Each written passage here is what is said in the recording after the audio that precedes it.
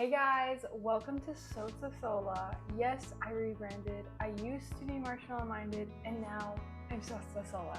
It's just a thing, okay. Recently, I went and I saw the Odyssey, which I'm sure many of you saw as well. And I enjoyed it. 3 hours, so it was quite the walk-in of the century, but I enjoyed it. Now, can you imagine my surprise when I go online and oh my god, the controversy around this film is insane. So I thought I would make a video talking about my thoughts on the topic and also mention some TikToks that I saw that I think are relevant to this or that I wanted to react to. So the first thing I want to talk about today is the casting of Lupita Nyong'o as Helen of Troy. Now, this has so much controversy surrounding it, and here's my opinion. We live in a post-Hamilton world.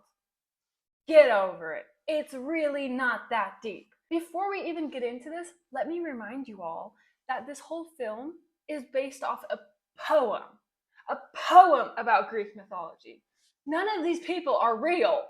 Helen of Troy could have been played by a unicorn and it would be just as accurate, okay? But let's go ahead and watch a TikTok about the other side of this opinion because I'm open-minded. Helen of Troy shone, with long golden hair and sea blue eyes, beautiful enough to launch 1,000 ships. For reference, this is the Penguin Classics original of Homer's The Odyssey. Christopher Nolan is adapting The Odyssey into an epic new Hollywood production, bringing Homer's ancient works to the big screen. Now, I'm no casting expert, but to me it doesn't seem like Lupita Nyong'o matches Homer's original description of Helen of Troy. Hollywood preaches authenticity, yet studios still continue to cast actors that look nothing like the original characters they're adapting. Now, I'm no Hollywood director, but in my opinion, this is not the best casting decision. They could have instead chosen to use an actor like Margot Robbie or Scarlett Johansson. Now, on a real note, I think everyone knows what they're doing. I think it's just wrong how you can so blatantly misrepresent a blonde character like this, and there's only a problem if you do it the other way.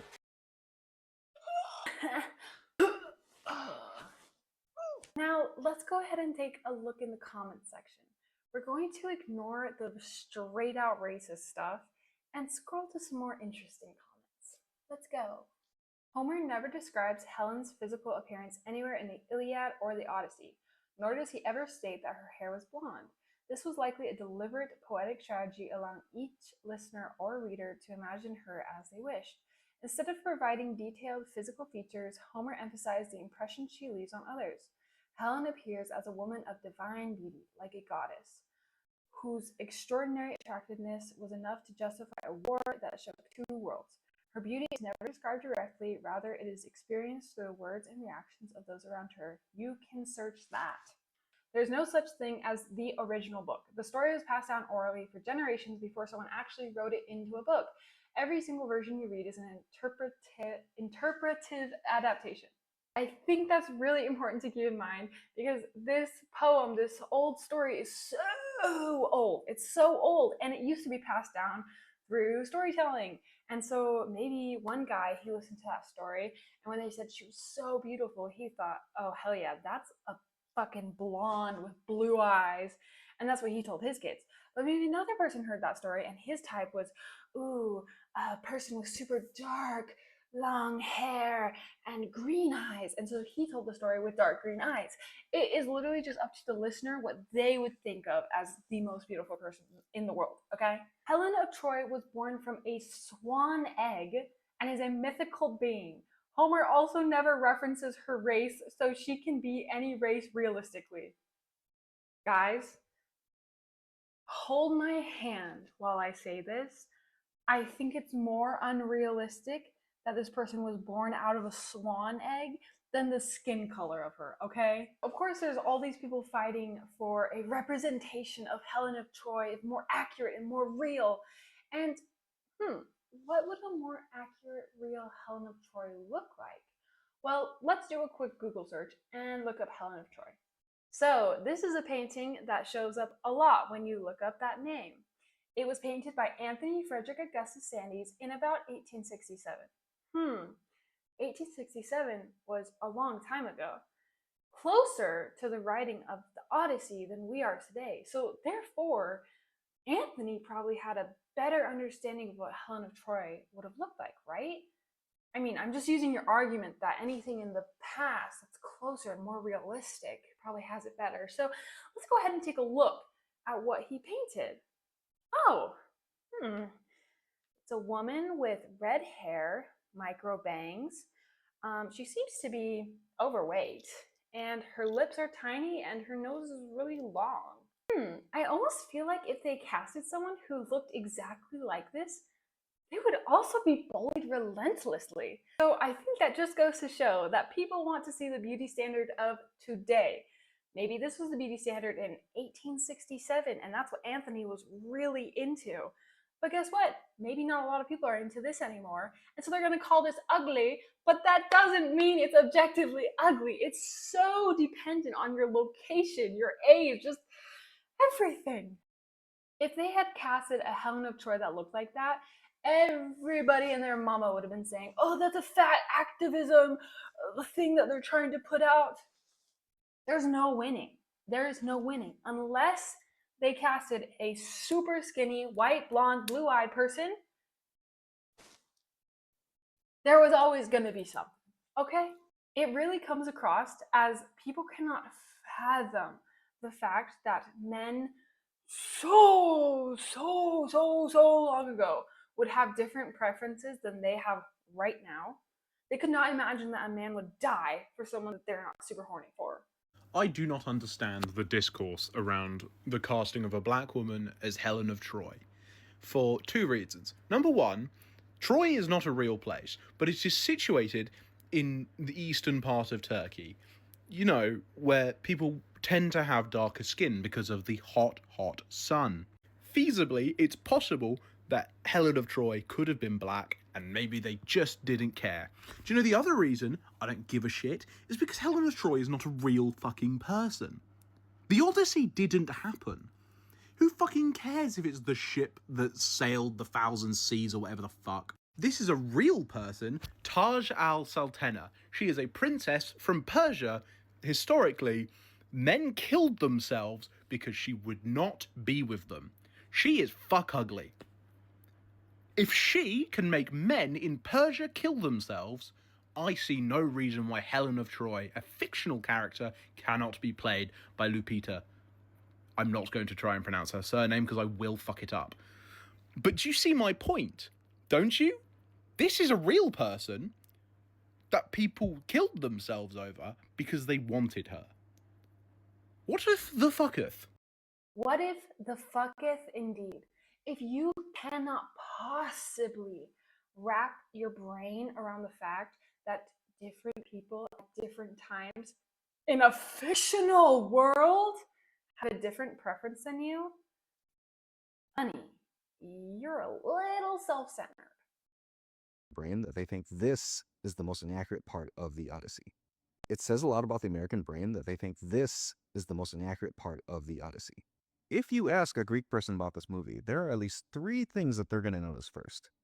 And as a traveler, I see this all the time. Americans will watch a lifetime of American movies about other countries, and when they get to that country, they will be so surprised that it looks nothing like the movies. So here are some things I think a Greek person will notice first about the Odyssey. The most obvious is, why is a guy from Boston Odysseus? This is not what a Greek person looks like at all. There are no Greek people in this movie. That is the guy from the Great Ball movie. Another one that's very obvious is, why are they speaking American? I don't know about you, but when I think of old white American men on islands, I think of something else. And to people who live in Greece, it is very obvious that a lot of these castles are not Greek. This castle is from Scotland. And of course, the costumes are not Greek at all either. This is from Batman, I think. Now, I'm going to go out on a limb and say I think the director did not actually care about being accurate to ancient mythical Greece. But I think it just goes to show you how much damage American media and American culture has done, that they think this is inaccurate and not just the entire fucking movie. Share this to anyone who's complaining about Helen of Troy. Exactly. Exactly. Why are we speaking American? No, because why did they have people who were not American doing an American accent to play a Greek person? If we want to talk about historically inaccurate, I'm pretty sure America didn't exist back then. So, what's more unlikely? A person with darker skin existed, which people with darker skin have existed forever, or that they speak English with an American accent. I also want to show you something that I have seen everywhere, and I have so much beef with it. Here we can see a breakdown of how Helen of Troy has been portrayed throughout the years. We have 1956, blonde, white skin. 2004, blonde, white skin. 2026, not white skin. If you need Helen of Troy to be white so bad, go watch any other portrayal of this poem. She's white in every other one. This is the one where she's not white. Get over it. Also, the most insane thing about this all is, so much controversy around this casting. She ruins the movie. She takes it out of it. Guess how long she's in the movie for? No, guess. Like 3 minutes. It's a 3-hour movie. Close your eyes for 3 minutes. And finally, let's just remind ourselves. Matt Damon is an American actor with English, Scottish, and Finnish ancestry. Tom Holland was born in London and is of English and Irish descent. Anne Hathaway is an American actress with Irish descent, along with English, German, and French. Robert Pattinson is an English actor of English descent. Elliot Page is a Canadian actor. His ancestry is primarily English, Scottish, and Canadian. Zendaya is an American actress with a diverse heritage. Her ancestry includes African, German, and Scottish. I could go on, but guess what? None of them said Greek. Isn't that insane? Wow, it's almost like that's not what this movie is about. It's not about being bloodline Greek, okay? Y'all just get over it. Oh, wait, but there's actually controversy around a white actor? Huh. Now, why would that be happening? Oh, wait, they're transgender. Ah!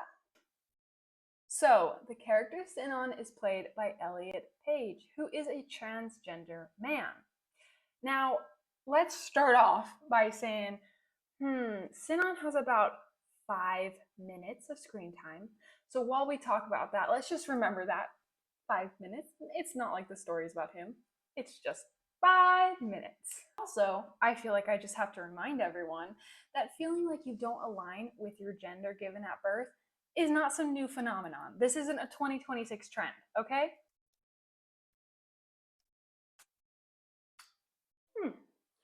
Transgender people have existed for all of human history. While the specific word transgender is modern, historical, archaeological, and anthropological records from thousands of years ago document individuals who lived outside their assigned birth sex. Stop sugarcoating your transphobia by saying it's unrealistic to cast a transgender man. Don't buy the movie ticket. Save up and go to therapy. Move on. Now, here are some other various hot takes I have about the Odyssey. Some are positive and some are negative. So let's start with the positives. I like that they added the context that Athena was actually just a girl who was beheaded in Troy in front of Odysseus, and he knew that she was innocent and didn't deserve that. And I think it portrays PTSD and the trauma of war pretty well, that something like that can haunt you for the rest of your life, and people experience it even today. While sometimes I do feel like they went a little overboard with it, I did like the emphasis on Zeus's law.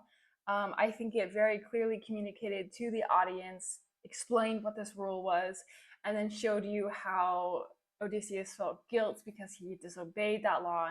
Anyways, I just think that was a cool little piece of information to teach the audience and then show the repercussions of, and kind of tie it all together in the end. My negative hot takes. To me, the 6-headed creature was lame. I'm sorry, I didn't even comprehend what was happening at first because it was so lame. I thought it was just a rock. And I was like, what's that rock doing? Ugh. So I didn't like it. I thought the guys courting Penelope got really old really quick.